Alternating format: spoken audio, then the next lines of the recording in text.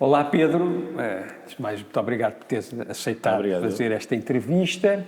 E apesar desta entrevista vai ser incluída nas entrevistas sem título, que é as entrevistas mais ligadas ao ramo das artes visuais e das artes em geral, eu vou fazer a pergunta que faço no Que País é Este, que é se fosse o Moisés, qual era o mandamento, ou se fosses Deus e quisesses dizer ao Moisés para escrever nas tábuas um mandamento, não é um dos mandamentos dele, é um mandamento teu, que tu passarias para a sociedade contemporânea. Essa pergunta é muito difícil mesmo. Não tenho assim uma vocação messiânica nem de inscrições definitivas. Ouvir os outros, talvez. Acho que é uma boa tática e estratégia, não é? Sim, Acho que nós precisamos de conversar uns com os outros antes de conversarmos precisamos ter disponibilidade para ouvir, para fazermos pontos, construirmos pontos. Acho que talvez seja o que falta mais na sociedade contemporânea, colocadas as coisas nesses modos. Acho que é a disponibilidade para construir pontos, e as pontes só se constroem com disponibilidade para estar no lugar do outro e para ouvir o outro. Já agora que estás a falar disso, não está nada escrito aqui, mas tu achas que a nossa espécie, os humanos, os Homo sapiens sapiens, a maior característica é mais o lado predador ou é mais o lado social? Predador ou predador? Não, acho que é a propensão para a socialização. Acho que sim, que é isso que nos distingue. Exatamente. E é a linguagem. Acho que é mesmo o que nos distingue, é que nós somos capazes de conversar uns com os outros. Isso não há... Ter o passado em conta. Memória. Acho que era o Ortega Gasset que dizia que o que nos distingue do orangotango, não é? Se não estamos a fazer um pleonasmo do orangotango, é memória. Claro. E essa talvez seja também uma inscrição, quer dizer, que é singular do homem. E a memória está associada também à sociabilidade. Está completamente. E à interação, não é? Sim. Nós distanciámos quando começámos a interagir uns com os outros. Falar. Olha, vamos começar pelo... No princípio era o verbo, não é? Exatamente. Vamos começar pelo princípio, que queria que traçasse um bocado o que é que foi o teu percurso académico, na escola, depois o que é que te formaste, e depois como é que entras no mundo do trabalho e o que é que fizeste até mais ou menos agora, que és Ministro da Cultura. Sim. É a primeira vez que eu entrevisto uma pessoa em funções. Eu já entrevistei o Carlos Moedas em campanha, a Ana Gomes em campanha, mas nunca entrevistei ninguém em funções. E também foi uma opção minha, mas neste caso é diferente, porque me interessa bastante perceber... Há limites, claro, que daquilo que eu posso... Com certeza. Mas interessa-me particularmente perceber, para mais que estás em fim de mandato, o que é que tu pensas sobre a cultura, quais foram os desafios, quais foram as conquistas, onde é que achas que não conseguiram ir mais longe, onde é que falharam, etc. Mas já vamos aí. Agora queria que me resumisses o que é que foi o teu percurso. Eu nasci e vivi em Lisboa, a minha família é essencialmente... Não, é toda de Lisboa, que é uma coisa... uma raridade. Não é muito comum, ou seja, eu não tenho uma terra. Claro. Sempre passei o Natal em Lisboa, quer do lado do meu pai, quer do lado da minha mãe. Estudei na escola primária numa escola privada, depois numa escola pública, como grande parte das pessoas da nossa geração, diria. E estudei Sociologia no ensino superior, no ISCTE.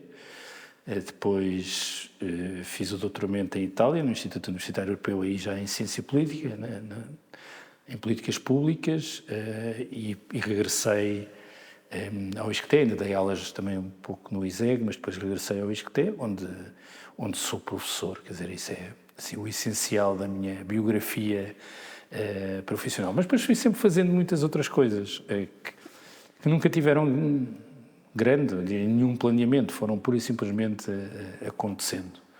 Comecei a escrever nos jornais, primeiro na Capital e no Diário Económico, depois logo no início do I, depois no Expresso, onde fiquei muitos anos. Escrevi no Record também durante muito tempo, isso é uma coisa que me define, sou mesmo benfiquista, Somos os dois. Tento não falhar um jogo. A época passada, vais ao estádio? Ou sempre. A época passada, mesmo estando no governo, fui a todos os jogos em casa. Este ano já falhei 2, se não estou em erro. E os teus filhos também vão? Também temos 3 lugares, 3 Grade Passes, e portanto vou para o meu lugar.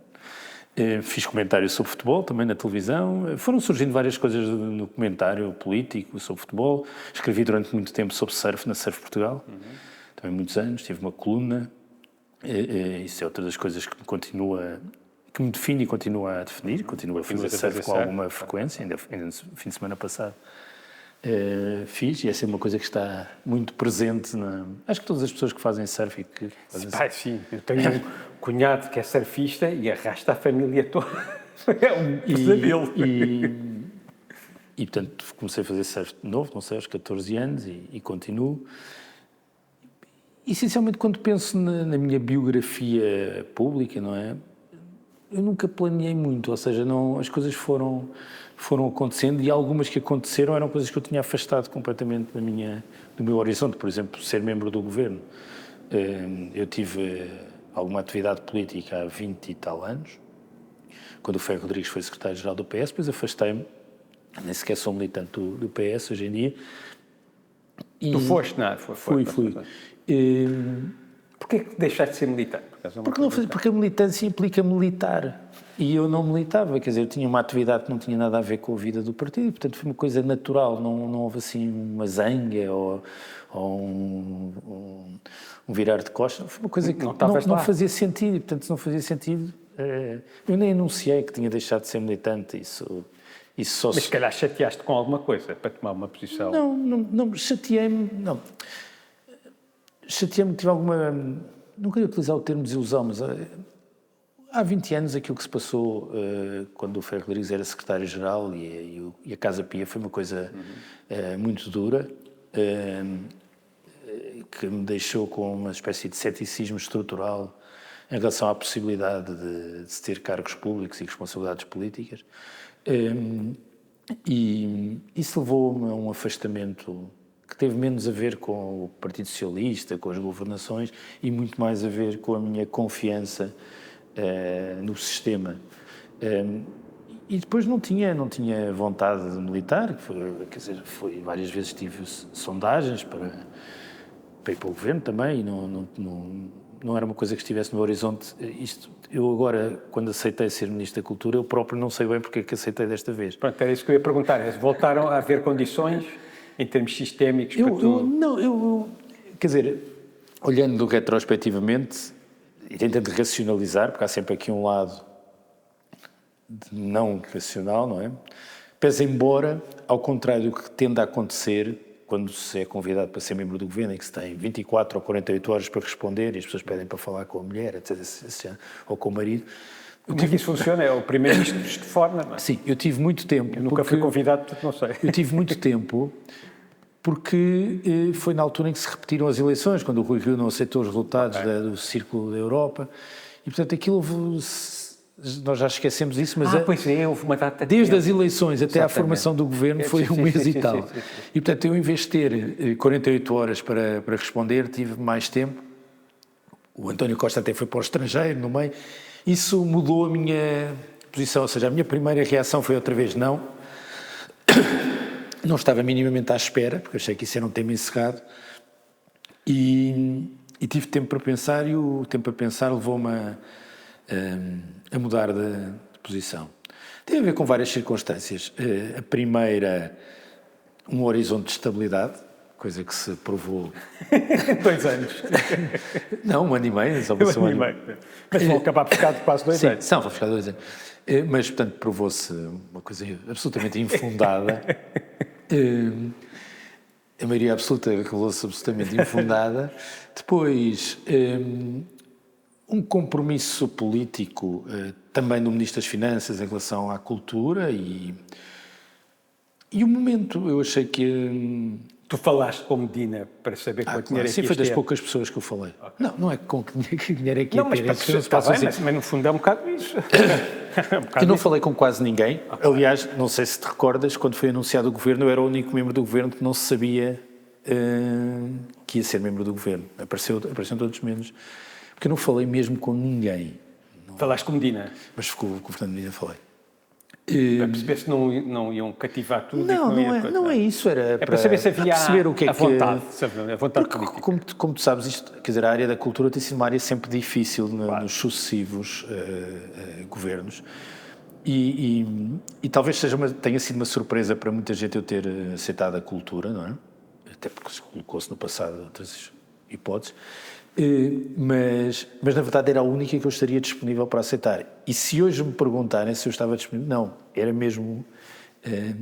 Isso precisava de condições políticas, não é? Para se poder fazer alguma coisa de diferente. E acho que isso foi possível, não é? Neste ano e meio. Mas, portanto, teve a ver com essa avaliação também do contexto.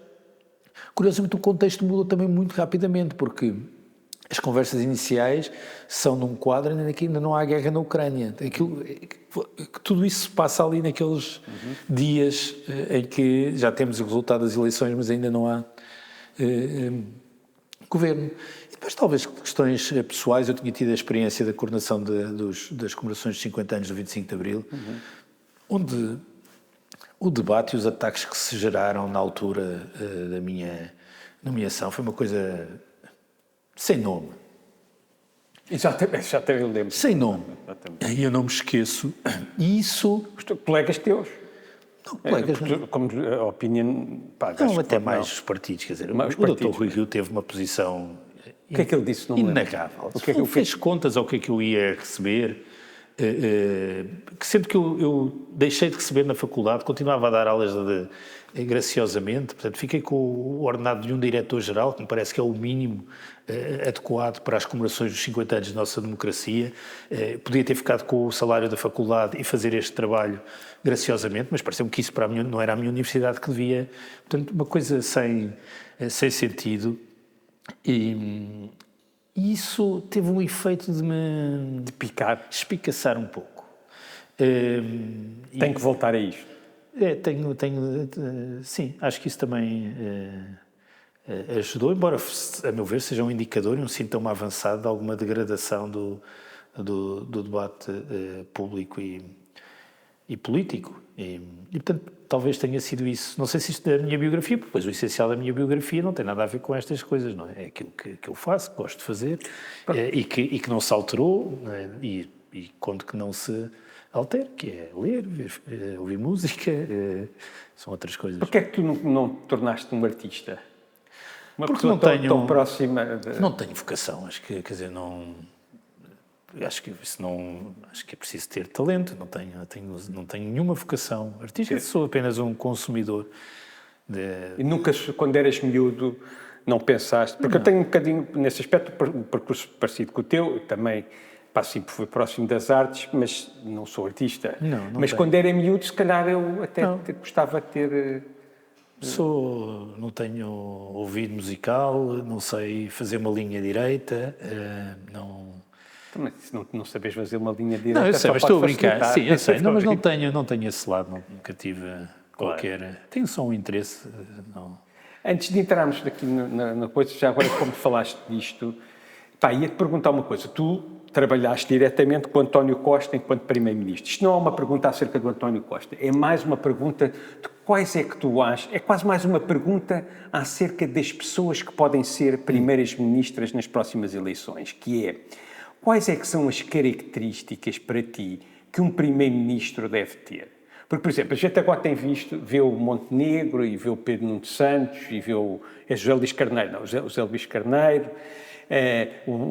Agora o Pedro Nuno Santos é muito atacado porque parece que ele não está muito bem preparado em termos dos dossiês, mas é glorificado porque dizem que é uma pessoa com capacidade de decisão. O Carneiro dizem que é um tipo muito ponderado e que vai governar ao centro. O Montenegro não sabe o que é que dizem e por aí fora.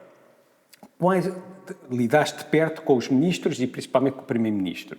Quais são as características que tu achas que o próximo... O que é que tu aconselharias ao próximo Primeiro-Ministro em termos de abordagem, de como ele devia gerir os ministros e o país? Olha, a primeira coisa, eu isso para mim é muito, muito claro. Ninguém está preparado para ter funções governativas antes de ter funções governativas. É que é mesmo uma experiência totalmente, radicalmente distinta de todas as outras que se tem antes de se ir para o governo. Acho que quem desvaloriza aquilo que é a exigência, o que são os desafios que se colocam a quem tem funções executivas num governo, faz um erro de avaliação. E, aliás, acho que o debate público está muito contaminado por esse equívoco. Eu próprio, quando comentava, tinha, se calhar, um conjunto de ideias feitas sobre o que é governar totalmente equívocas. Portanto, acho que é preciso alguma humildade no modo como se olha para aquilo que é pedido todos os dias. E então o Primeiro-Ministro é uma coisa completamente distinta. Portanto, quando está preparado, ninguém está preparado. Ninguém está preparado para ser Ministro e ninguém está preparado para ser Primeiro-Ministro antes de ser Primeiro-Ministro. Agora, o que é que prepara para ser Primeiro-Ministro? Alguma experiência executiva, acho que isso faz diferença, não é? E depois... É bom que já tenha sido Ministro ou que já tenha... Sim, acho que faz diferença, ajuda. Nós já tivemos primeiros-ministros que nunca tinham sido membros do governo e já tivemos primeiros-ministros, como o atual, que já teve todo o tipo de funções executivas antes de ser primeiro-ministro. E talvez isso lhe dê um arcabouço diferente. E depois há o outro lado, que é se calhar o arcabouço. Eu acho que é importante que os primeiros-ministros, para utilizar um termo que é muitas vezes usado, que é a mundivisão, não é? Tenham um olhar para o mundo, para a sociedade, com de espectro alargado. Isso tem muito a ver com as histórias de vida das pessoas, quem são, o que é que fizeram, de onde é que vieram. Eu acho que o António Costa está particularmente bem preparado para isso, não é? Portanto, tem esse lado, tem uma história, tem uma vida, tem uma experiência, já contactou com muita coisa, já viu muita coisa, isso permite-lhe. Depois há outras coisas pessoais, eu diria que são atributos que deviam estar presentes em todos, que é uma enorme capacidade de trabalho e de resistência, e a resistência é uma resistência física, mas também uma resistência emocional. Acho que isso é mesmo muito importante e não menos relevante, mobilizar o conjunto das pessoas. E depois há uma expressão que eu julgo que vem da formação do governo do Lincoln, que é o Team of Rivals. Acho que os governos são tanto mais fortes quanto são capazes de ter pessoas que não pensam exatamente da mesma forma ou até que pensam de forma um pouco contrária, e a disponibilidade para ouvir essas vozes. Acho que isso é muito, muito importante. Isso, acho que a nossa disponibilidade para ouvirmos os que discordam de nós e termos é uma coisa sempre menos presente do que o desejável. E, portanto, isso é fundamental. Acho que isso dá força a quem lidera politicamente. E é muito tentador, não é? Quer dizer, é uma espécie de pulsão sectária nos políticos todos, não é? Então, nestes momentos da disputa eleitoral e disputa pelas lideranças, que eu acho que eles próprios deviam ter sempre assim, uma placa. Mas achas que este governo era um team of rivals? Eu acho que não. Não, quer dizer, o governo tinha pessoas com um perfil muito diferente. Repara, o Team of Rivals era um pouco difícil ser, porque o António Costa já ganhou as eleições e ganhou as eleições no PS já há 10 anos. Uhum. E, portanto, esse é que é o momento, nessa altura, ele trouxe as pessoas que... Olha, o Zé Luís Carneiro não apoiava o António Costa, para dar um exemplo concreto. Mas o Team of Rivals não é só no sentido de serem pessoas que estiveram contra, é pessoas que têm proveniências. Mas eu não disse isso. Não, eu sei, mas estou só a sublinhar isso. Pessoas que têm proveniências e olhares que resultam de outras experiências. Este governo tem pessoas que têm trajetórias de vida completamente diferentes, experiências profissionais completamente diferentes. Para dar 2 casos mais extremos, quer dizer, o Ministro da Economia teve uma vida sempre como gestor de empresas e de uma grande empresa. A Ministra da Ciência é uma cientista com um perfil internacional. E, portanto, não são as vozes daqueles que têm o percurso tradicional da política, de terem sido deputados, vereadores, presidentes de Câmara, secretários de Estado. Não. Não é isso? Eu próprio, quer dizer, não tinha nenhuma atividade anterior. Eu acho que isso há pluralismo. E isso é uma coisa muito, muito, muito importante. Então, já que vamos entrar na parte mais, no core da entrevista, mas não de uma forma cronológica, mas como estávamos a falar das características do Primeiro-Ministro, eu agora dizer, quais são, o que é que tu, se fosses tu que escolhesses o próximo Ministro da Cultura, que características é que tu procuravas?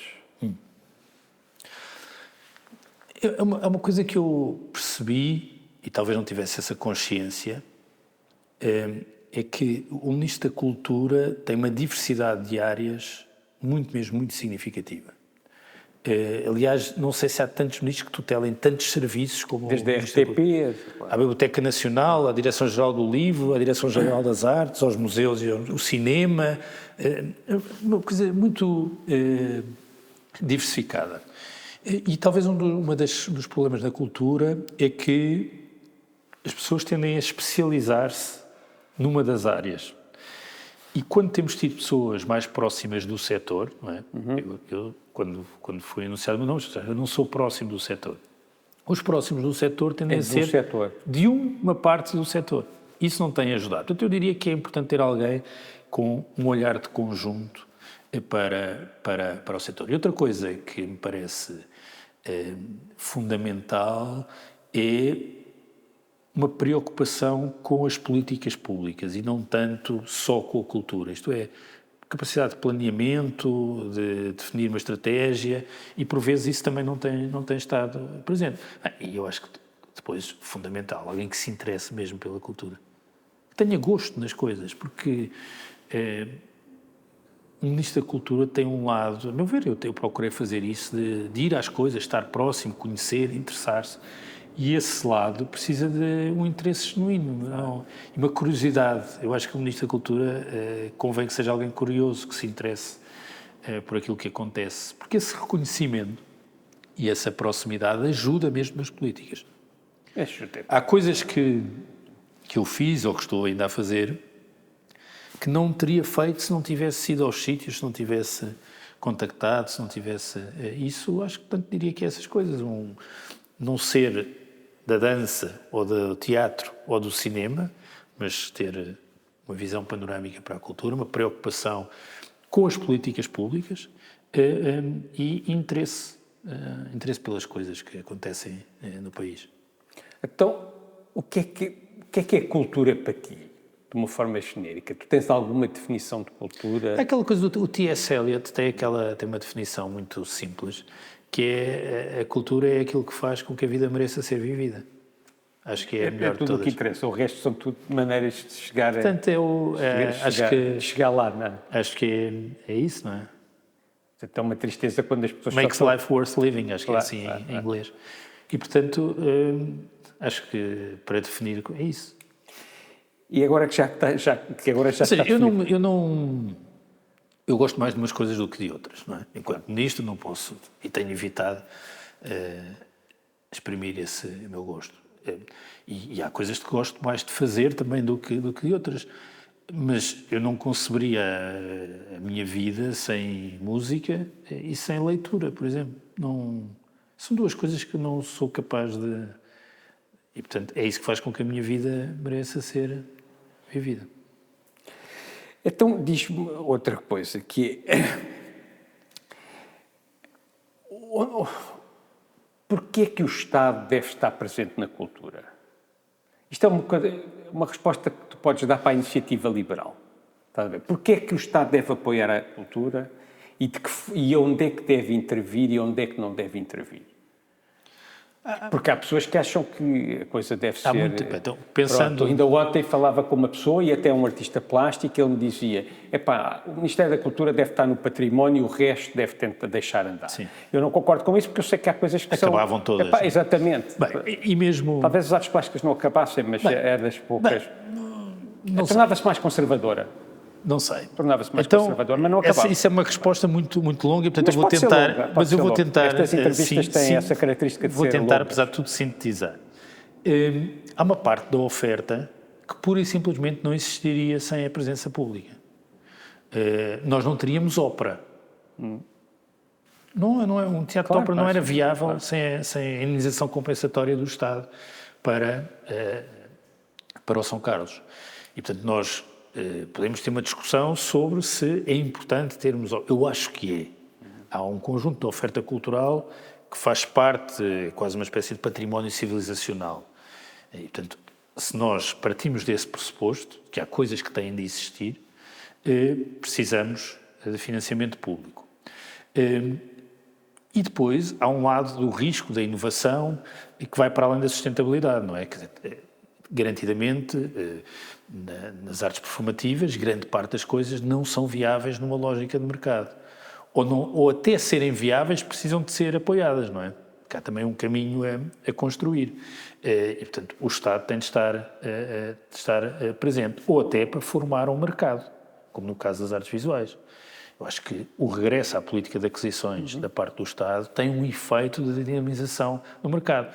Mas tem um efeito também não menos importante, que é o Estado constituir uma coleção para poder mostrar no país. Porque se isso não acontecesse, com todo o respeito pelo Miguel Nabinho, não vai ser a Galeria de Miguel Nabinho que vai fazer itinerâncias a mostrar o João Queiroz aí pelo país, porque isso não é viável economicamente. Mas eu acho que quem está em Castelo Branco ou quem está no COA, para dar o exemplo do ano 23, tem de ter possibilidade de ir ver o que é que acontece na arte contemporânea portuguesa.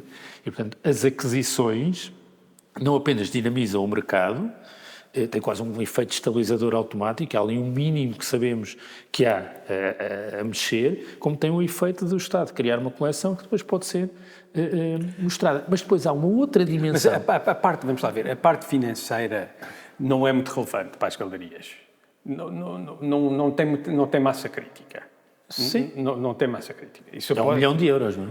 Mas para cada uma das galerias não é massa crítica. Na faturação de uma galeria, o que vende por ano...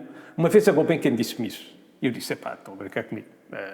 Não depende rigorosamente nada se a Gulbenkian existir ou não existir, é quase indiferente. Agora, tudo o resto concorda 100%.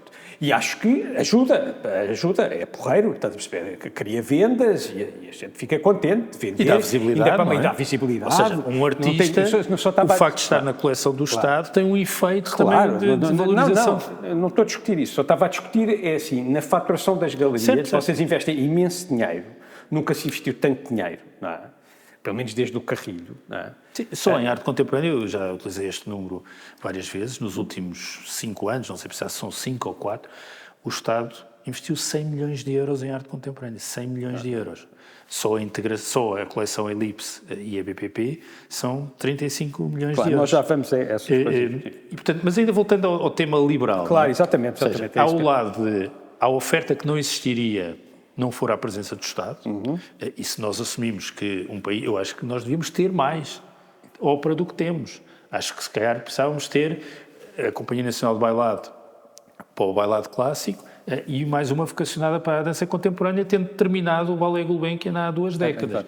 E, portanto, isso, como aliás revela o fim trágico do Ballet Gulbenkian, só existe se houver alguma coisa fora de uma lógica de mercado. E, portanto, não é nada ao património, nós precisamos de investir, e o mesmo no teatro.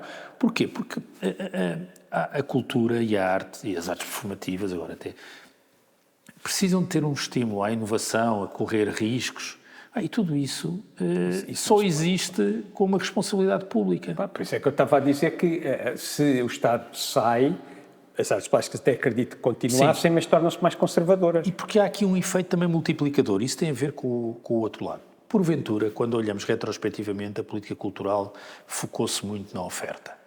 Isto é, sustentar a oferta. Garantir que as companhias de teatro têm recursos, que a dança tem recursos, que os teatros nacionais têm recursos, que a Companhia Nacional de Bailado tem recursos. Mas há um lado da procura. Nós talvez tínhamos falhado um pouco do lado da procura, que é a formação de públicos, mas não é só a formação de públicos, não é só as pessoas que gostam e que passam a gostar, porque só se gosta de ir a ver balé se tiver ido ao balé. As coisas não são assim, há uma aprendizagem. Mas é também a concretização do potencial artístico que existe no país. é que isso também é uma responsabilidade pública, porque eu só sou capaz de concretizar o meu potencial artístico se tiver possibilidade de contactar com a oferta cultural e de ver o risco, a inovação. Há uma frase que eu usei sempre muito ao longo deste mandato do Ricardo Paes, em que ele dizia que só as estruturas diabolicamente sólidas podem ser diabolicamente inovadoras. Parece um pouco um paradoxo, mas é a resposta ao pensamento liberal, que é a ideia de que a criatividade nasce da instabilidade. Não. A criação artística e a criatividade nascem da estabilidade institucional. E, portanto, o Estado tem de estar presente para nós sermos um país que inova, que arrisca, que cria, também na cultura. Isso, aliás, é verdade para outros domínios também, para a economia e para a inovação. Quer dizer, essa ideia de que é a instabilidade que gera inovação não, é uma ideia romântica até, não é assim. Quer dizer, há ali um lado de estabilidade. E essa preocupação com a formação de públicos precisa da presença do Estado. Precisa da presença do Estado nas redes. Há a Rede Portuguesa de Teatros e Cineteatros, que é mesmo uma grande mudança. Há a Rede Portuguesa de Arte Contemporânea, que começou agora e vai ter aqui um financiamento, porque essa presença no território, as itinerâncias dos teatros nacionais, tudo isso só é possível com recursos públicos. E é mesmo um lado fundamental, que é garantir que, independentemente do sítio onde eu estou no território, eu posso contactar com a arte contemporânea, ver um bailado, ir ao teatro, desejavelmente ver ópera, ver uma orquestra a tocar, ver cinema, sem ser na televisão, em streaming, porque é isso que tem um efeito reprodutivo. É assim que eu posso ser cineasta, dramaturgo, bailarino, artista plástico. Não conheço nenhum artista plástico, quer dizer, tirando a arte bruta, não é? Que o seu desejo e a sua capacidade seja uma coisa de geração espontânea, sem um contacto, sem uma relação com a influência, com o legado. Quer dizer, se a criação e a inovação vivem sempre dessa angústia com a influência, nós temos de oferecer a possibilidade de ser influenciado. Ora, não estou a ver o mercado a ser capaz de fazer isso, nomeadamente num país com a dimensão de Portugal.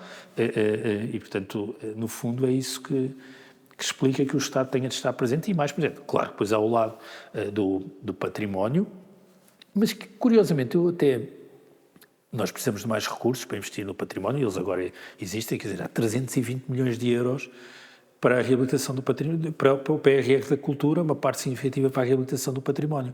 E no momento em que o país tem a procura turística que tem, acho que há aqui um efeito de qualificação e diferenciação da nossa oferta que precisa dos museus e do património. E, portanto, eu até diria que, se calhar, nós vamos gerar cada vez mais recursos, não para distribuir dividendos para o Estado arrecadar receita, mas para termos recursos para investir nos museus e nos monumentos, nas coleções, na reabilitação. Portanto, não é só no património que o Estado tem de estar presente, não é só a identidade. Aliás, isso é outra coisa que eu gosto pouco, é esta divisão na cultura em que um lado está o património e a função identitária e do outro lado está a criação. Nós precisamos de articular, trazer a criação para a programação nos museus e no património e não olhar para isto como sendo duas coisas, como aqui está um arquivo morto, que é aquilo que nós fomos, e aqui está uma coisa viva, que é aquilo que somos e vamos ser. Não, as coisas têm de estar intimamente ligadas, e a nossa capacidade de projetar uma imagem moderna, diversa, plural, que assenta também na mudança daquilo que somos e daquilo que queremos ser, como é que nos projetamos como comunidade, precisa da cultura e precisa dessa articulação entre a identidade, o património, a nossa história, o nosso legado e aquilo que é o que se faz hoje em Portugal na criação artística. Eu acho que essa barreira deve e precisa de ser quebrada. Quais é que foram... Quando tu não devias conhecer, pelo menos no mundo das artes plásticas não devias conhecer por dentro, e dos outros eu também não percebo nada, não vamos falar muito sobre os outros, porque não ia-me atirar para fora de pé. Mas quais foram, quando tu olhaste para a situação, como é que tu estabeleceste prioridades? Há uma coisa que... Bom, eu conhecia as coisas da ótica do utilizador. Do fruidor. Do fruidor, exatamente. E, portanto, o utilizador é horrível. nas artes plásticas, há coisas que eu gosto mais, outras que gosto menos. Claro. Portanto, movia-me pelo gosto. E aquilo que é pedido a um ministro não é a mesma coisa. O que é o gosto para ti? Já agora vamos a isto, depois já voltamos. Pois, é uma pergunta horrível, terrível. Não é? Como é que se forma o gosto, não é? Sim. Há uma coisa, há um lado sempre da aprendizagem, Da linguagem, não é? Não, e da aprendizagem, no sentido de aprende-se a gostar de uma coisa. As coisas de que eu gosto mais hoje em dia... Não, mas o que eu digo é aprende não são coisas que eu linguagem tenha... Sim, mas que eu não tenha... Ou seja, são coisas que eu não nasci a gostar. Às vezes há ali uma ligação emocional, não é? Que gera... Mas há coisas que precisam de aprendizagem, não é? Para dar um exemplo que me ocorre, eu gosto muito de jazz. É preciso aprender a gostar de jazz, não é uma coisa que é imediato. E, portanto, o gosto constrói-se indo gostando, não é? E há um lado quase inexplicável, não é? Que é aquela coisa do síndrome de Stendhal, não é? Que é ficar perante o belo, não é? Isso, se calhar, não tem grande explicação racional.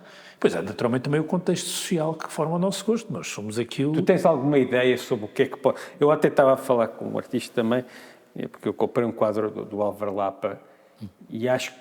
eu acho o Álvaro Lapa, tipo... Melhores artistas portugueses dos últimos 50 anos. Acho que o gajo criou ali mesmo uma coisa, que eu não consigo explicar, felizmente. Mas parece que nos quadros dele há sempre qualquer coisa... Para mim, há sempre qualquer coisa que está por trás daquilo, que é o que torna aquilo interessante, não é? Uma espécie de sombra, não é? Sim, é uma coisa quase platónica. Está lá. Ele também, acho que ele era, não sei se ele era do PC, mas se calhar era.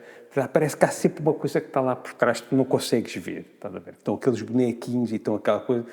Aquilo para mim é muito misterioso. Tu acreditas, que o belo é qualquer coisa do que ficou antes dos seres humanos existirem, do que ou para além existir, ou para além do que... Tu acreditas em Deus? Não. Não. Mas infelizmente não. Claro. Há uma coisa, o Julian Barnes tem um livro que diz, Nada a Temer, acho que é o Nada a Temer, começa assim: eu não acredito em Deus, mas gostava. E eu sou essa pessoa. Mas há uma manifestação de qualquer coisa, não é? Talvez a música tenha isso mais do que qualquer outro lado, que é uma coisa não material, não é? Porque apesar de tudo, eu estou a ver aquele quadro do João Queiroz que está atrás de ti, mas ninguém vê a música, não é? E de certa forma pode ser essa linguagem de Deus, a expressão de Deus. Talvez o disco que eu goste mais seja o Love Supreme do Coltrane. E é mesmo isso, quer dizer, até no fraseado há alturas em que ele diz mesmo a Love Supreme, quer dizer, que é aquilo que está concebido como sendo uma coisa de um amor supremo, que é a expressão de Deus, e, portanto, de certa forma eu diria que sim, há qualquer coisa de dionisíaco, não é? E, portanto, não racional na expressão artística. E por isso nós temos essa relação, esse impulso, que às vezes não compreendemos e não conseguimos explicar, mas que tem um lado de aprendizagem. E por isso é que é importante que as pessoas possam conhecer. E tem um lado, também não vale a pena esconder, de aprendizagem do contexto social. O gosto forma-se... Nós somos educados a ter um determinado gosto por nós próprios, mas também há uma inscrição familiar. E diria que é assim que se forma o gosto. Então vamos voltar onde estávamos, que era as prioridades. As prioridades. Para as coisas. Eu agora já não estava completamente perdido. Eu tive a culpa toda porque eu é que desfiei. As prioridades. A primeira, eu não tenho... Diria que tinha 3 prioridades que para mim se tornaram claras, para além de coisas que era preciso resolver, não é? Tema Berardo. Depois já podemos falar sobre isso. Claro. Até porque se encerrou, no dia em que estamos aqui a falar, a liquidação da Fundação terminou. Terminou. Isso é um assunto encerrado, que é uma coisa... é uma coisa que me deixa contente. Foi uma coisa, já vais explicar em mas já vou explicar. Todas, como é que as coisas estão. Prioridade, mais recursos para a cultura. Quer dizer, há um subfinanciamento crónico que era preciso corrigir. E, apesar de tudo, eu acho que isso aconteceu de forma muito significativa, quer dizer, os apoios sustentados às artes mais do que duplicaram. Quanto é que aumentou o orçamento da cultura? Não, em valor absoluto, quer dizer, andará agora perto dos 800 milhões com a RTP, é um crescimento muito significativo, mas também a conta... Disseste que é muito significativo ou não? O crescimento é muito significativo. Quanto é que era antes? Qual foi o orçamento da Graça Fonseca? Eu não sei ao certo os valores, mas quer dizer, ele cresceu 23% no primeiro ano. Okay. Ou seja, de 22 para 23, cresceu 23%. Mas mesmo esse exercício, é importante nós continuarmos a ter esta pressão sobre as métricas, porque isso ajuda o Ministro da Cultura a conseguir mais recursos. Mas desde 2015, isto é, desde o António Costa Primeiro-Ministro, isso tem a ver também com a sensibilidade que ele tem ao tema, o orçamento da cultura cresceu brutalmente, quer dizer, uma variação que não é acompanhada por mais nenhuma área. Bem, sei que a base era curta. Mas mesmo essa métrica de olhar para o orçamento gera equívocos, porque quando nós, por exemplo, apresentámos o orçamento para 24, que é o que foi aprovado, não está no orçamento para 24 um aumento ainda superior à transferência para Segalves, porque já é depois do orçamento, não está a reprogramação do PRR, aquilo que vai acontecer em 24, são mais 66 milhões a dividir entre 24 e 25, não está aquilo que está regionalizado dos programas operacionais regionais para a cultura, no Norte, no Centro. Portanto, nada disso está contabilizado na despesa com cultura. Portanto, ela é mais, efetivamente, do que aquela que nós apresentamos. Mas, claramente, o tema dos recursos. E isso teve logo uma implicação prática. O ciclo de apoios sustentados a 4 anos, que se iniciou em 23, portanto, teve o seu concurso em 22, mais do que duplicou em relação ao ciclo anterior. Em média, as estruturas artísticas recebiam 118 mil euros, passaram a receber 200 mil euros em média cada uma, e são mais. Isso introduz previsibilidade, consolida as estruturas, permite ter relações laborais mais estáveis. O número de contratos de trabalho no setor, nos sustentados, também mais do que duplicou de um ciclo por relação ao outro. Essa questão financeira é uma prioridade. A segunda, diria que é precisamente a institucionalização, isto é, ter um olhar para a cultura de planeamento nas decisões, no espaço a serem dados, na consolidação daquilo que são as respostas das políticas públicas. E para isso foi fundamental introduzir a lógica de concursos para os diretores artísticos dos teatros nacionais, portanto deixar de ser uma escolha do ministro, porque é isso que dá estabilidade e previsibilidade e que protege daquilo que é a vontade de quem está a ocupar o cargo transitoriamente, ou do gosto do ministro que gostava de ver A como diretor de São Carlos ou B como diretor do Teatro de São João. Eu acho que nós temos de proteger as instituições disso. Dar mais recursos aos teatros nacionais, porque precisamente isso tem aqui um efeito de consolidação e de estabilização. Depois, finalmente, terceira prioridade, e essa eu tinha desde o início, é aquilo que tem a ver com a gestão dos museus e dos monumentos. É porque acho que o país andou a perder tempo e deixou os museus e os monumentos nacionais, é desses que estou a falar, e acho que isso também é importante, é nós hierarquizarmos as prioridades. Quer dizer, um museu que tem uma coleção nacional tem de ter um tratamento distinto de um museu que tem uma escala diferente. Isto não significa que não nos devamos empenhar no investimento e naquilo que acontece nesse museu. Mas não é a mesma coisa. Porque é ali que está uma coleção nacional, a nossa identidade, a nossa afirmação, a forma como olhamos para nós próprios. E os monumentos que são património da humanidade. É porque o nível de classificação, se eu digo, os Jerónimos são património da humanidade, Convento de Cristo em Tomar. Isto implica uma atenção do Estado diferente. E há uma mania nacional que é uma incapacidade de definir prioridades porque tudo é importante. Quando olhamos para o património, tudo é importante. Mas aquilo que é património da humanidade tem uma relevância que implica também uma atenção diferente. E foi por isso que nós trabalhámos muito, eu e a minha Secretária de Estado, para criar esta empresa, que entra em atividade no dia 1 de janeiro, Museus e Monumentos de Portugal, precisamente para ter aqui uma agilidade na gestão, capacidade de programar de forma diferente, relacionar-se com a sociedade civil, com os privados, para os trazer para os museus e para os monumentos nacionais, para qualificar essa oferta para que a experiência de quem os visita seja melhor e diferente, para que as pessoas regressem aos museus, não seja aquela coisa, eu já lá fui. Mas tu sabes que há pessoas das regiões que estão furiosos com isso e que estão a dizer que é mais um movimento de centralização do poder. Pois, eu percebo isso, mas, por um lado, a descentralização e a democratização do acesso à cultura não se responde assim, responde-se com as redes, com a circulação das coleções, com a itinerância das companhias nacionais. Quer dizer, dá-se o caso da história ser o que é. E, portanto, os monumentos nacionais estão onde estão. E os monumentos que são património da humanidade estão onde estão. Nós não os podemos mover de uns sítios para os outros.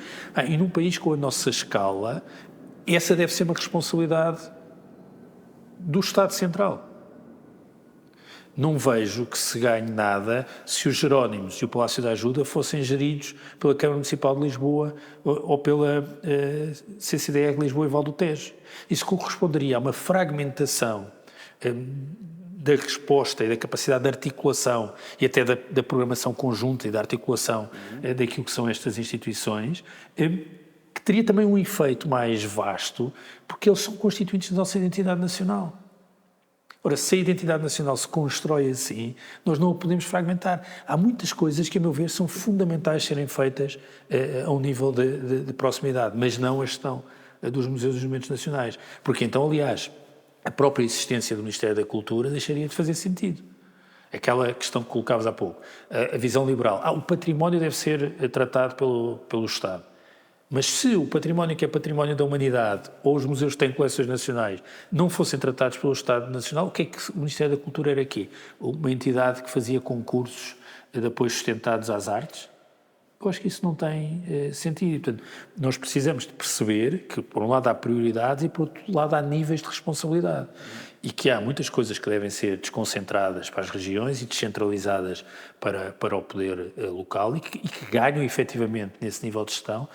Mas há outras dimensões que ganham se estiverem ao nível nacional. E, portanto, eu não adiro nada à ideia de que devemos descentralizar e desconcentrar mais. Não. Qual é o critério para umas coisas serem desconcentradas e descentralizadas e outras não? Portanto, não é só uma pulsão descentralizadora. Ela tem de existir, mas tem de haver uma racionalidade e um princípio organizador que nos leva a ter critérios para definir o que é que descentralizamos e o que é que não descentralizamos, o que é que desconcentramos e o que é que não desconcentramos. E muitas vezes esta discussão ocorre sem essa preocupação sobre o critério e a racionalidade das políticas. Isso, aliás, retoma a minha questão das prioridades, é que é a definição de critérios e critérios estratégicos para as políticas num determinado setor. E a cultura precisa disso, talvez até precise mais do que outras áreas, porque tem um histórico de grande instabilidade, de ausência de recursos, de pouca consolidação institucional, mesmo no quadro do Ministério. E esse tema da definição de quem faz o quê, precisa dessa definição de quem é que deve fazer o quê. Mais prioridades. Mas, quer dizer, posso continuar. Acho que há um lado... Porque eu vejo aí uma coisa super importante, que eu acho que isto é, se calhar, se fosse aplicado também aos outros ministérios, também poderia ser interessante, que é, por exemplo, na educação também se vê que as escolas queixam-se porque não podem decidir nada, tudo está... há um standard que é aplicado de uma forma igual a todas as situações. Que é a forma mais fácil, sim, mas também mais preguiçosa de gerir, não é? Eu aqui também podia tratar todas as pessoas da mesma maneira, mas as pessoas são diferentes, e umas têm umas capacidades, outras têm outras, e a gente deve dar a energia necessária em função da pessoa que estamos à frente. Neste caso, da escola que estamos à frente, neste caso, do museu que estamos à frente, ou da instituição cultural que estamos à frente. E tu não sentes... Eu concordo plenamente com o que tu estás a dizer. E tu não achas que nos outros ministérios há uma dificuldade muito grande, também são muito maiores, não é? Sim. Mas que há uma dificuldade muito grande e então é o chapa 5, sim, e que depois aquilo, as pessoas dizem, mas eu sou deficiente, eu não posso, eu nem sei andar, e estão-me a dizer para eu andar porque disseram a todos mas, para andar. Mas, de certa forma, aquilo que se passava na gestão dos museus e dos monumentos que estavam sob a alçada do Ministério da Cultura é que estavam geridos numa direção-geral. Uma direção-geral gigantesca, que tinha também toda a componente de salvaguarda do património. E, portanto, o que nós fizemos foi também separar, passando a salvaguarda do património para um instituto público, que vai ter sede no Porto, e os museus e monumentos para uma empresa. Também para dar autonomia na programação, naquilo que são cada um dos museus. E na relação com a sociedade, porque tudo isso está vedado no quadro de uma direção-geral. É muito difícil, com todas as limitações que tem uma direção-geral e as regras a que está obrigada, gerir museus que têm de ter visitantes, que têm de ter programação plurianual, que se têm de relacionar com outros museus, que têm de promover a investigação, que é outra coisa importante, que têm de ter uma política de aquisições. Isso foi uma coisa que também nós deixámos de ter uma política de aquisições para as nossas coleções nacionais e, portanto, voltámos a ter isso o ano passado e agora criámos um fundo para aquisições de bens culturais, porque isso também gera interesse. Eu vou visitar o museu porque foram feitas umas aquisições que eu quero ver, não é? Agora, é como uma página de internet, se ela estiver estática, uma pessoa vai lá uma vez os nossos museus estavam muito estáticos por um conjunto de constrangimentos brutais. E isso precisa e tem mesmo de ser mudado. E é preciso essa definição entre o que é que cabe a quem fazer. E eu estou convencido que coleções nacionais e monumentos que são património da humanidade devem ter uma gestão conjunta, mas com grande agilidade do lado desta instituição. E é o que eu espero que aconteça com os Museus e Monumentos de Portugal. Eu acho que há uma prioridade, tu não falaste, mas posso falar de mais prioridades. Eu acho que há uma prioridade super importante, para mim, porque para mim uma das coisas mais importantes nas políticas é a continuidade. Sim. Mais do que a revolução, eu acredito que a política é a coisa mais importante no Ministério da Educação, no Ministério da Saúde, no Ministério da Cultura, é que um ministro agarre no trabalho do outro e que haja linhas. Mas deixa-me dizer uma coisa sobre isso, que há uma, que era o que eu ia dizer a seguir, e há pouco, no início eu estava a chamar a atenção desta menor preocupação com a procura, com a formação de públicos. E há uma coisa que vem sendo feita pelos meus antecessores e que temos que consolidar e temos de levar mais longe, que é precisamente esta ideia das redes e da presença no território. Porque é isso que vai ajudar a formar públicos. A Rede Portuguesa de Teatros e Cineteatros, os apoios à programação em rede, que permite itinerância de uma série de estruturas financiadas ou não no contexto dos sustentados, a Rede Portuguesa de Arte Contemporânea, a Rede Portuguesa de Museus, que junta aos museus de diversas tutelas, os públicos, os privados, os municipais, os do terceiro setor, porque é isso que vai ajudar à formação de públicos. Ou a Rede Portuguesa de Casa de Escritores, que eu ainda quero começar a fazer e credenciar, e essa preocupação, ou o Plano Nacional das Artes, que tem um grande papel no contexto das escolas, então eu acho que nós precisamos ter uma prioridade do lado da procura.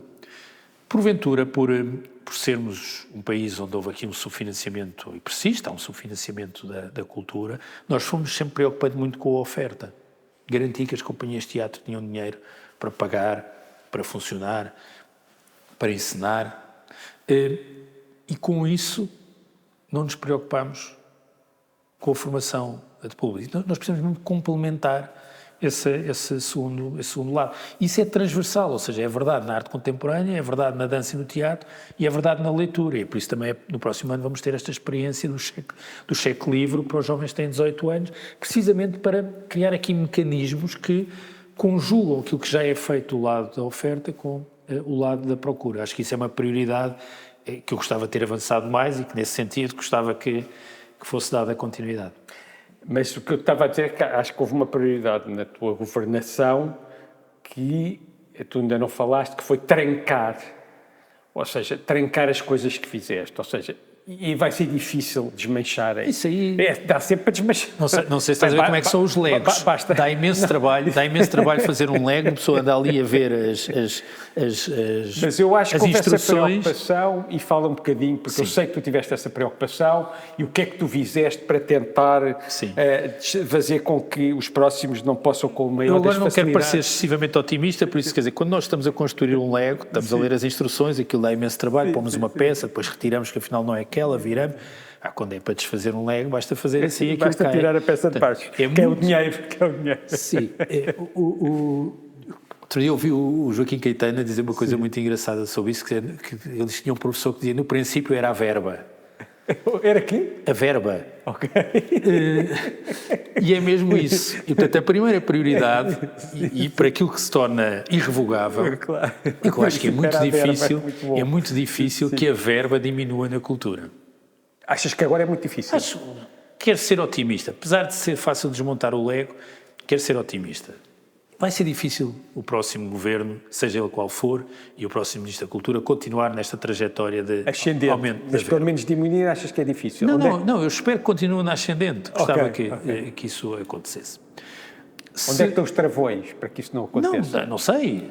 Isso não sei. Nós não sabemos o que é que vai acontecer nas eleições. E portanto, eu acho que esse lado de cortes será difícil. Acho difícil que se voltem a escolher diretores artísticos para a Companhia Nacional de Bailado.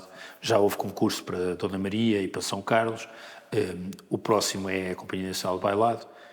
Eu acho que ainda vai haver concurso para a Companhia Nacional de Bailado, ou seja, não vamos voltar a ter a escolha do ministro.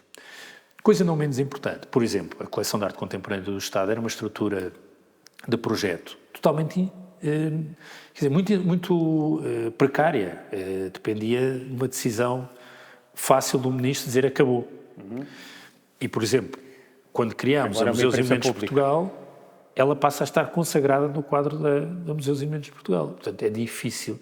Alguém que queira acabar com a Coleção de Arte Contemporânea do Estado e a curadoria e as aquisições vai ter de rever um decreto-lei em Conselho de Ministros, todo esse processo que dá muito mais trabalho, é muito mais difícil. Nesse sentido, as coisas estão...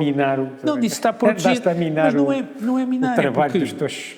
Não é minar, porque eu acho que é importante. Dos teus assessores liberais. Porventura, há quem ache que não faz sentido termos uma política de aquisições, mas apesar de tudo eu acho que há um consenso, designadamente no setor, que isso é importante. Aquilo que fizemos, mesmo o Conselho de Curadores da Museus e Monumentos de Portugal, trazendo pessoas ligadas ao setor, mas com perfis muito diferentes e da sociedade civil, ajuda a essa ventilação que também protege, não é? Porque há pessoas que passam a ter um compromisso também. E um compromisso não é um compromisso individual, não é de cada uma, não é o António Filipe Pimentel, a Isabel Capeloa Gil, o António Cachola, o Filipe Mendes e o Álvaro Sequeira do Soares dos Reis, que vão garantir individualmente que este percurso se faz. É essa possibilidade de termos uma representação da sociedade e de ligação ao setor que protege da instabilidade e da mudança. E nisso, a esse respeito, espero que as coisas continuem e façam o seu caminho. Mas devo dizer que há coisas que eu temo. Como? Temo que cheguem a Portugal algumas guerras culturais muito polarizadoras em torno da cultura. Acho que isso é muito apetecível. Acho que a polarização social e política, que é crescente e é crescente também em Portugal, cria o terreno fértil para que se traga para a cultura essas disputas. E isso pode ameaçar aqui algum legado em torno do financiamento das estruturas de criação e das estruturas artísticas. Exemplos desse tipo de polémicas. Todas as polémicas em torno da igualdade. Quer dizer, a cultura é histórica e tradicionalmente um espaço para dar voz... De liberdade.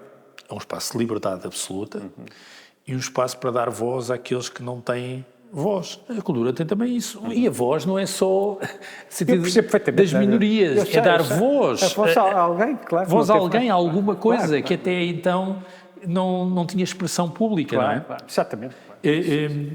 É um espaço de liberdade nesse sentido. Sim. Há manifestações, claro. As manifestações culturais são também manifestações de vozes alternativas, não é? Que até ao momento não eram que não existiam, não existiam, não é? Não existiam mesmo, claro. A verdade lá para Alice, não é? Que toda a arte em algum momento foi contemporânea, não é? Significa que aquilo que nós passamos a assumir como fazendo parte do património teve um lado de contemporaneidade e de ruptura. Claro. Portanto, um debate público e político e social pluralizado em torno de guerras culturais absurdas, importadas e artificiais, pode expor muito o campo das artes e da cultura. Temo muito por isso, porque há demasiadas pessoas interessadas nesse debate. Para ganhar votos? Não. Para ganhar popularidade, não é para ganhar likes. votos, porque a afirmação identitária, política, também resulta disso mesmo, não é? E há uma coisa que eu também está mais ou menos demonstrado.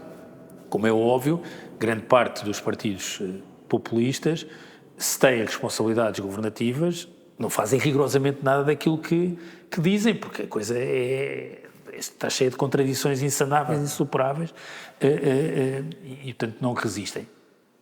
Mas há áreas onde, com pouquíssimos custos, no sentido dos custos financeiros, eu posso alimentar um debate público com ganhos objetivos e evidentes para a minha afirmação política, com poucos custos financeiros.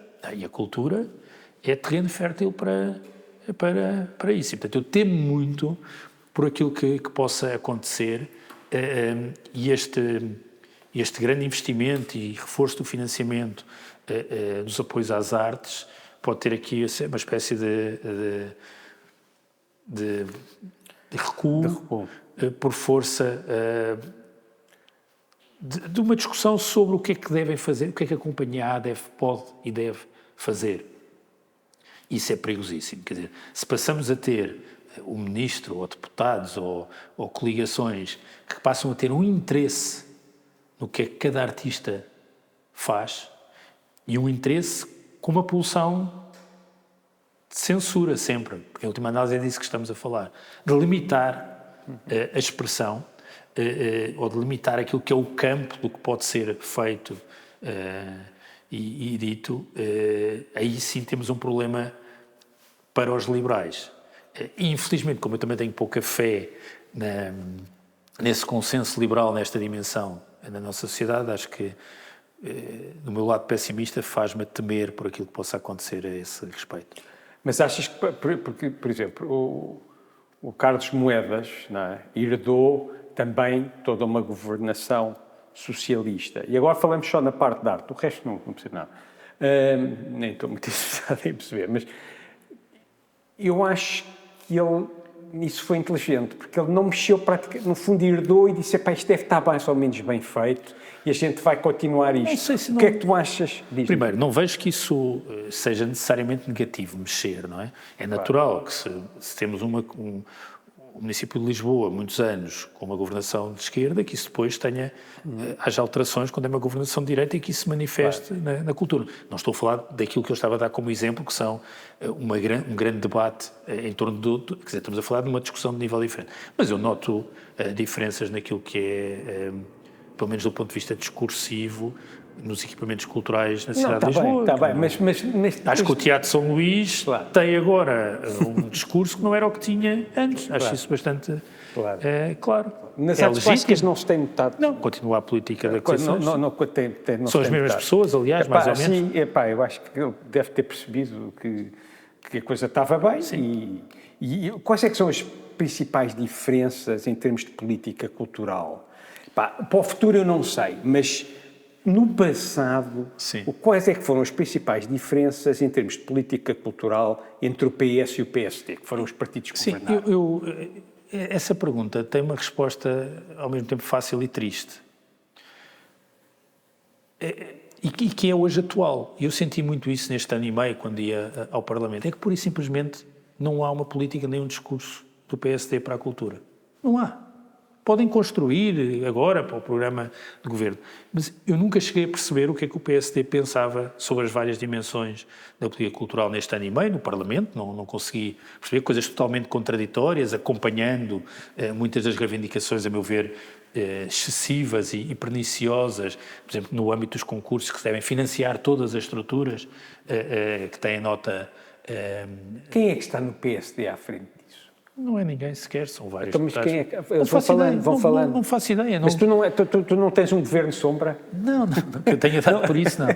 Infelizmente não tens. Acho que tu não sentes que não há uma ausência, um vazio. Não tens um contraponto, tu não sentes passado, quer dizer, no passado, que alguém que está a atacar do PSD, não há, portanto não existe, é o vazio. Não pode aparecer, agora que há um contexto de eleições, eu durante este ano e meio nunca vi, isso facilitou-te a vida. Não vi quem era, sim, não vi quem era, nunca vi uma intervenção minimamente estruturada sobre o que é que... Quando ias ao Parlamento era assim, o gajo estava lá a dizer umas coisas... É essa a descrição. Era assim, mas isto é importante que saiba.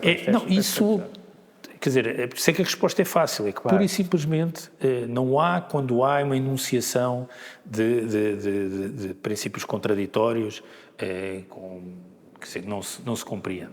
E no passado, quer dizer, nem Ministério da Cultura existia, do ponto de vista... Achas que vai voltar a Secretaria de Estado? Não faço ideia, não consigo... O orçamento para a cultura era escasso, quer dizer, houve aqui campo para ao longo destes anos, com os vários ministros da cultura nos governos do António Costa, para fazer mesmo muita coisa. E a primeira é mesmo o crescimento do orçamento. Mas houve muita coisa que foi feita nestes anos e, portanto, eu acho que essa é uma daquelas áreas onde a diferenciação, infelizmente, é fácil. Eu não estou a dizer que no futuro não possa existir um protagonista. Tu vês alguém no PSD que pudesse... Não, quer dizer, imagino que haja, quer dizer, mas não... com certeza. E não só há como aparece. Olha, uma coisa, antes que isto acabe, e a gente não fala sobre isto, há aqui 2 ou 3 coisas que eu não queria inequivocamente falar, que é, explica-me lá a história das coleções do Estado, para que fique bem, para se perceba bem como é que está a questão do CCB, do rendeiro, onde é que as coisas estão, o que é que vai acontecer, o que é que já aconteceu, o que é irreversível, o que é que ainda está nos tribunais, de uma forma mais estruturada e simples possível. O Estado tinha um protocolo de comodato com a coleção Berardo, com a Fundação de Arte Moderna e Contemporânea Coleção Berardo, que tinha 2 implicações. O depósito, portanto a coleção estava no CCB, e a gestão do módulo 3, que é o espaço onde estava o antigo Museu Berardo e agora está o Museu de Arte Contemporânea, era gerido pela Fundação e não pelo CCB. O protocolo terminava a 31 de dezembro de 22, portanto, com efeitos a 1 de janeiro, e podia-se renovar, era renovável automaticamente. O que eu fiz, passado um mês de estar em funções, foi denunciei o protocolo. Julgo que não havia condições para ele continuar e nós tendemos a olhar muito para isto do ponto de vista da coleção Berardo. Mas há uma coisa que é igualmente importante, ou talvez até mais importante. O Centro Cultural do Belém é o equipamento cultural melhor que nós temos. Porque Cavaco Silva que fez. É o único que junta um centro de artes performativas com uma zona expositiva de grande dimensão. Numa zona da cidade muito relevante, a cidade de Lisboa muito relevante, porque é uma zona onde estão os Jerónimos, estão o Belém, a Ajuda. Em termos de turistas, deve ser o sítio mais forte de Lisboa. E de criar uma nova centralidade na cidade também. E não fazia sentido haver esta barreira entre a gestão daquilo que é o Centro de Artes Performativas e a zona expositiva. Portanto, o CCB retomar o controle do espaço permite uma preocupação com esta programação e com esta articulação de espaço. E não ser uma ilha ali no meio. Não serem coisas que vivem de costas voltadas. E, portanto, isso era fundamental. E essa foi a decisão que foi tomada. A decisão, como sempre acontece nestes processos... Mas não há um lado também oportunista por tudo o que se estava a passar em relação à coleção? Mas a coleção, repara, isso é o outro lado da história que às vezes também nós nos esquecemos. A coleção estava arrestada por força de um processo judicial que não envolve o Estado, que é entre 3 bancos, o Milénio, Novo Banco e a Caixa, e o Universo Berardo. e estava arrestado, e o depositário era o presidente, o fiel depositário era o presidente do CCB, com esta singularidade do arresto, que é a obrigatoriedade da fruição pública, isto é, da coleção estar exposta, que é uma coisa que interessa a todas as partes. Claro. Interessa-nos a nós, portugueses, porque podemos ver aquela expressão. Foi bem feito pelos tribunais. Interessa ao CCB, interessa às partes em contenda, quer ao Sr. Berardo, quer aos três bancos, porque uma coleção fechada aqui não valoriza tanto. Está a desvalorizar e nós não o podemos fruir. Portanto, isso é uma obrigação e o Estado paga os seguros, tem um conjunto de obrigações muito significativas para a coleção estar exposta, não é como se isto não tivesse custos. Claro. Tem.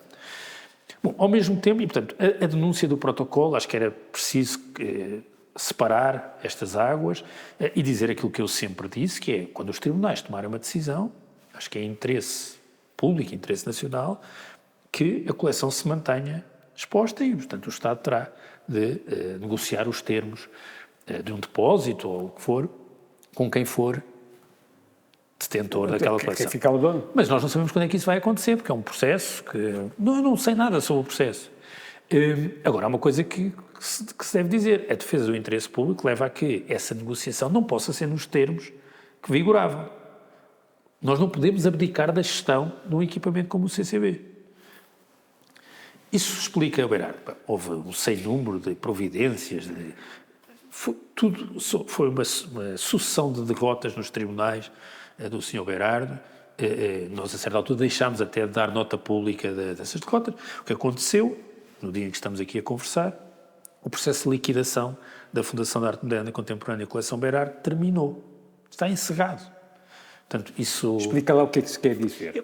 Houve uma comissão liquidatária, portanto, nós extinguimos uma fundação, é coisa que, por vontade, não da própria fundação, não acontece na história do país, portanto, foi preciso criar uma comissão liquidatária que fez um trabalho notável, 3 pessoas, o procurador Carlos Sousa Mendes. Foi nomeada pelo Tribunal? Não, foi nomeada pelo Ministério da Cultura, das Finanças e pela Presidência do Conselho de Ministros, que é quem tem a tutela das fundações. Portanto, o procurador, o Carlos Sousa Mendes, o Luís Urbano Afonso e a Edith Batista, que é a inspetora das Finanças, pessoas com perfis diferentes, o mais ligado à arte contemporânea, para tratar do espólio, da divisão dos bens, etc. A Comissão Liquidatária, uma coisa também pouco portuguesa, terminou o seu trabalho, a liquidação ficou encerrada, portanto, isto é irreversível. E o CCB está numa nova fase, tem uma nova presidente, uma mulher... Basicamente, só para resumir, as coisas estão arrestadas lá, estão sob o controle do CCB e um dia que os tribunais decidirem de quem é que aquilo é outra história. Entretanto, temos um museu que já abriu há Portanto, o Berardo já não tem qualquer... Não, quer dizer, o Berardo tem o processo com os bancos, a coleção, claro, mas como aquilo está arrestado e os tribunais deram a gestão ao CCB... Com esta obrigação de preservação, segurança e fruição pública. E, portanto, o que é que nós temos no CCB? A gestão da garagem sul, do MAC CCB, do museu e das artes performativas passa a estar toda sob o controle do CCB. Ao mesmo tempo, o que é que fizemos?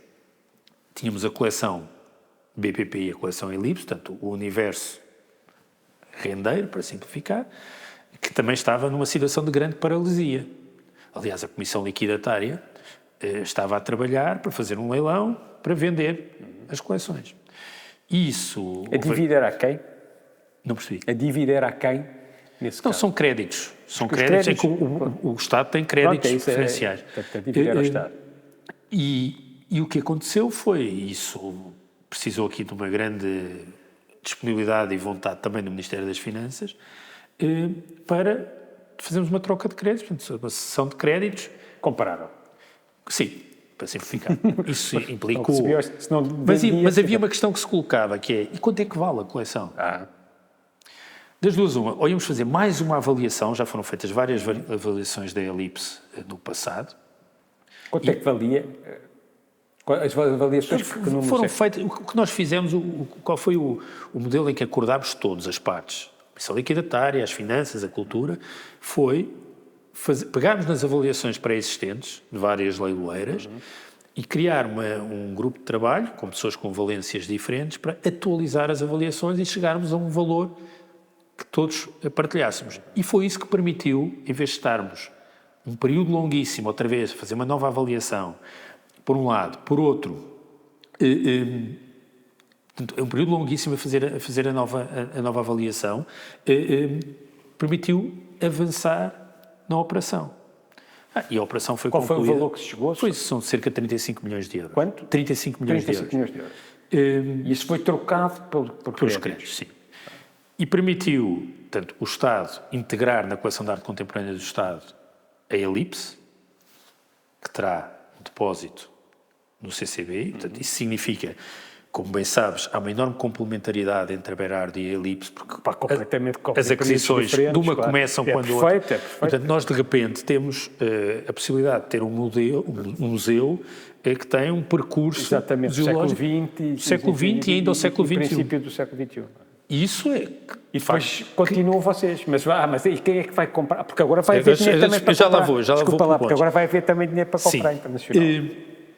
Isso permite a construção deste museu, agora uma exposição que já integra uma parte da Elipse, mas apenas uma pequena parte, porque o trabalho de verificação ainda decorre, mas brevemente teremos a Elipse. Quando é que sai o resultado de quem vai ser o diretor artístico do CCB? Isso é uma decisão do Conselho de Administração, mas será breve. Agora, será breve. Será 2 semanas, não? Talvez. Será, do que eu sei, será muito em breve.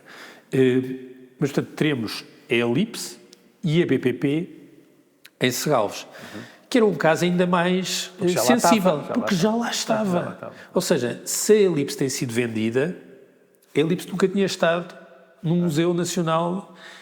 A BPP é uma parte, significa uma parte, não estava toda, já estava uma parte em depósito em Serralves. Não ia sair de Serralves. Claro, não fora...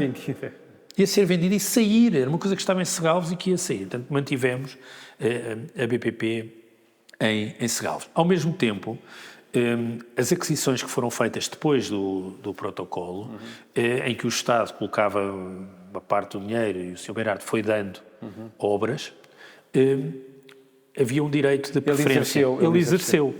Era um direito que lhe assistia, portanto, nós não tínhamos, nem devíamos, era, portanto, um direito que lhe assistia, e exerceu. E o que nós decidimos no Ministério da Cultura foi que esse dinheiro, que reverteria para o orçamento do Ministério da Cultura, ficaria no CCB. Quanto é que se chegou a gastar? São entre alguma tesouraria que estava na Fundação e essas aquisições, são perto de 2 milhões de euros. E isso vai permitir investir no museu e constituir um fundo para aquisições. Mas que a lógica desse fundo não pode ser competir com a CAS. É aquisições para aquele museu. E, por exemplo, uma coisa que faz sentido é que as exposições temporárias que vão sendo feitas, haja aquisições de peças dessas exposições. Mas esses 2 milhões de euros depois acabam. E depois vocês vão dar sempre... Bem, primeiro, o CCB é uma fundação que tem de ter uma capacidade que não tem tido de levantar mais dinheiro. Ok. Não tu achas que esta nova administradora vai lá para lá? Eu espero que tu já me tinhas dito que tens esperança que o CCB precisa de ter uma relação com os privados que não tem tido. Mas a gestão do conjunto... Como Serralves tem. Não tem de ser necessariamente como Serralves, as coisas são diferentes. Mas sim, Serralves é um bom exemplo e já digo qualquer coisa sobre Serralves. Mas o CCB tem de ter essa capacidade e acho que a gestão do conjunto do CCB, e também agora a construção, o concurso do módulo 4 e módulo 5, que foi lançado o concurso e, portanto, terá receitas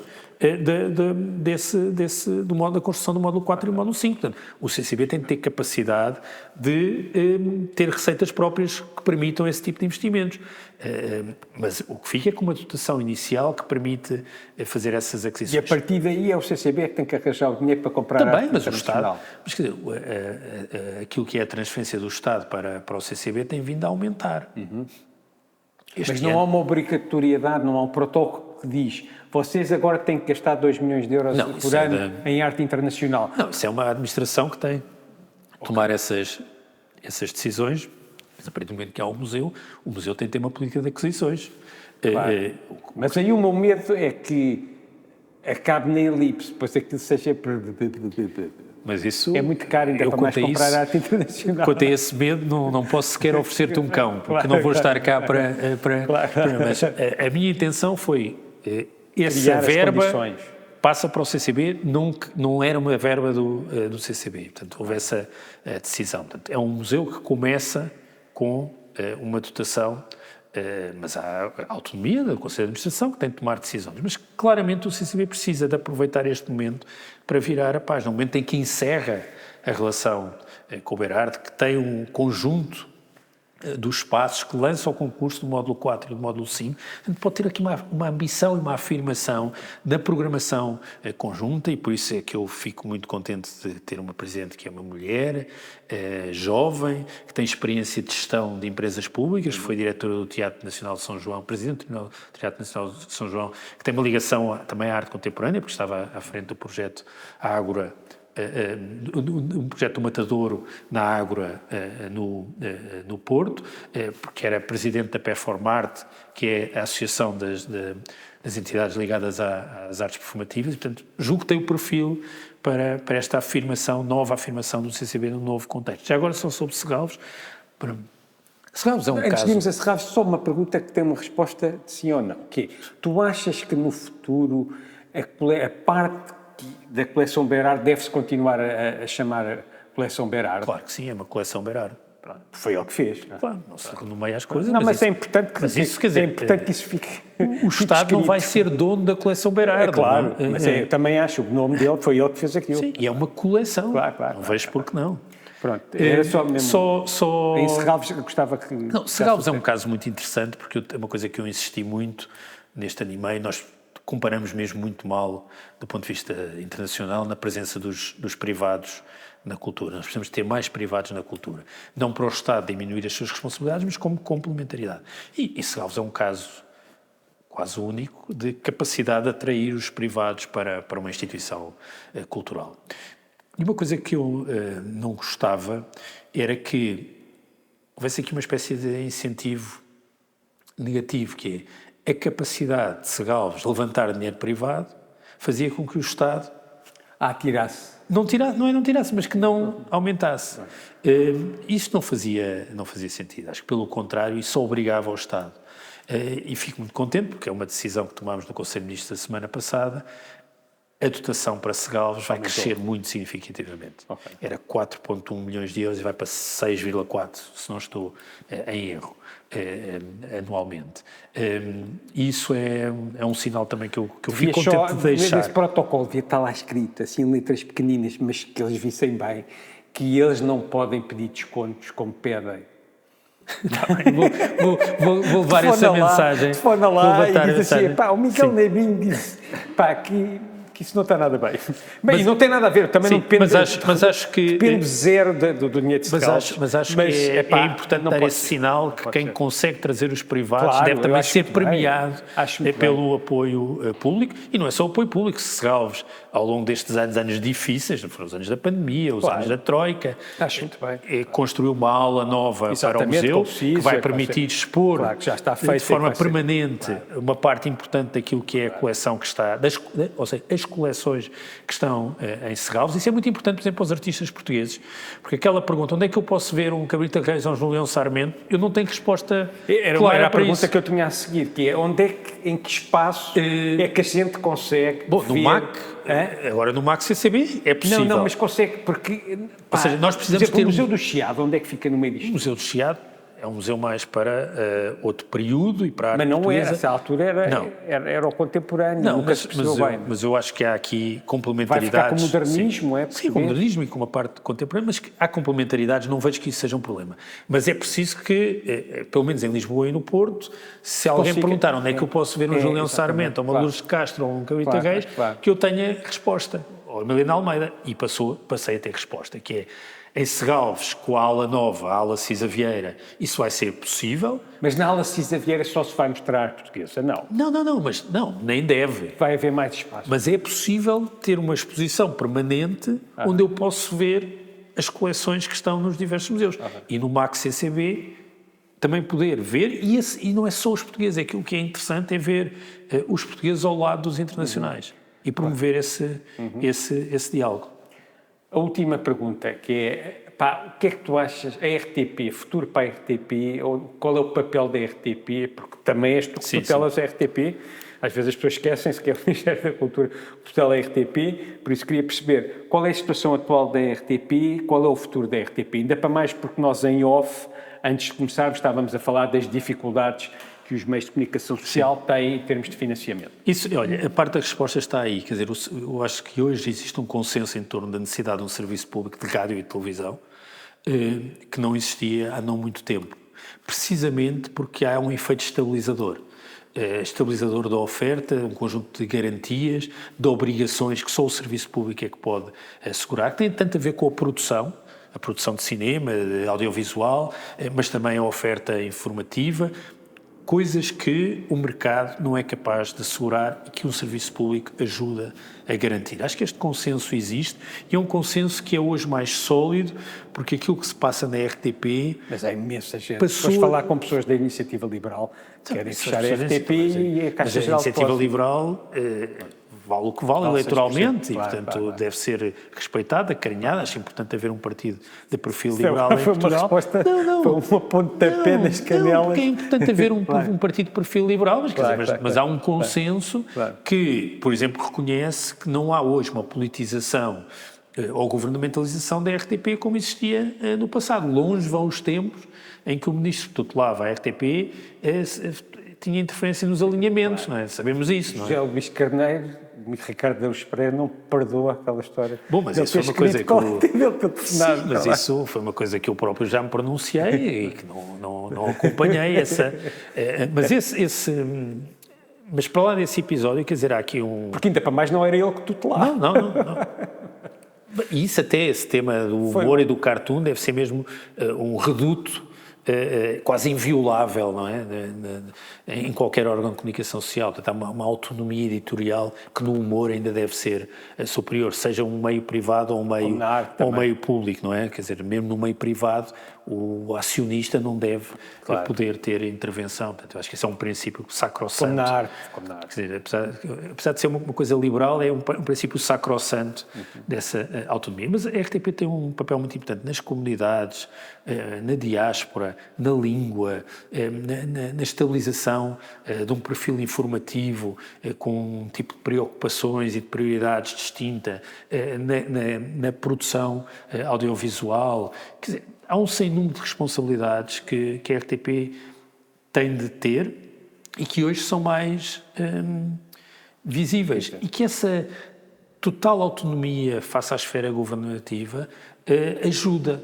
A forma como é escolhido o Conselho de Administração, todos esses mecanismos ajudam. O que eu conto é deixar um contrato de concessão pronto para ser assinado entre o próximo Governo e o novo Conselho de Administração. O Conselho de Administração também termina o seu mandato, pode até ser o mesmo que continua, mas há uma escolha que é estranha ao Ministro e, portanto, o que eu conto é deixar um contrato de concessão mais simples, com uma maior preocupação com o digital, com uma preocupação com as obrigações de informação ligada à cultura nos serviços informativos, que eu acho que deve ser uma responsabilidade do serviço público que deve existir. Muito fraca na RTP. E, portanto, com um conjunto de obrigações e de responsabilidades e que sejam claras e transparentes e, portanto, eu acho que o contrato de concessão também ganha na simplificação. É isso que eu conto fazer. No fundo, para resumir, tu achas que a RTP cada vez é mais precisa porque tu achas que os outros canais com a procura de likes podem se tornar... Porque há uma transformação da comunicação social e da lógica de financiamento e das dificuldades de sustentabilidade que torna ainda mais necessário um serviço público. Acho que há muitas dificuldades na afirmação da comunicação social do ponto de vista financeiro que levam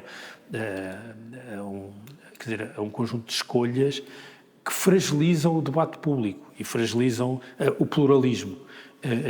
E por isso os serviços públicos são necessários, é por isso que existem em todas as democracias consolidadas. Só para acabar, eu estou sempre a dizer que esta para acabar e nunca mais acaba,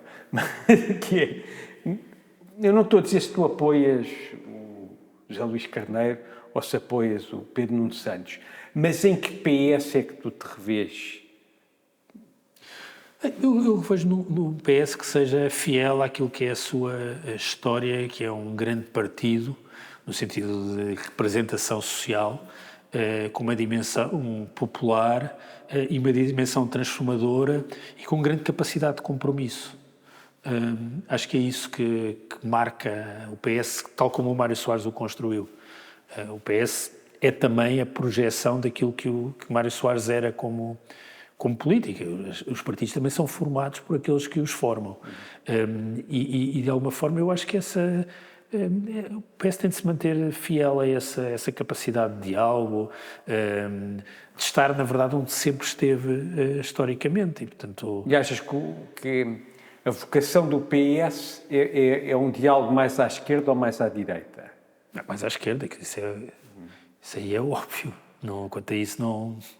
Mas não é também uma coisa dicotómica, porque é o óbvio que esse diálogo mais à esquerda tem de estar sempre articulado com o facto de haver alternância política entre o centro-esquerda e o centro-direita em Portugal e ser necessário manter pontos e capacidade de compromisso em matérias muito relevantes que necessitam de continuidade e de compromisso entre o PS e o PSD. Portanto, isso não são coisas contraditórias e que não são articuláveis. Devem ser articuláveis. Tu estavas-me a dizer que não sabes o que é que queres fazer daqui para a frente, mas não tens mesmo ideia nenhuma, não tens um sonho de uma coisa... Eu também nunca soube bem o que é que queria fazer. Claro, as coisas foram sempre acontecendo. Eu nunca soube o que é que queria fazer. Fui fazendo coisas diferentes ao longo da vida e, portanto, não pensei ainda muito, não tenho tido tempo. Estás à procura da luz aí. Vamos ver o que é que... Não sei. Eu sou professor no ensino superior e, portanto, tenho essa... mas tudo o resto não faço... A seu tempo, tal como antes apareceram coisas que eu não esperava ser Ministro da Cultura, não esperava ter responsabilidades nas comemorações de 50 anos do 25 de Abril, que se aproximam perigosamente.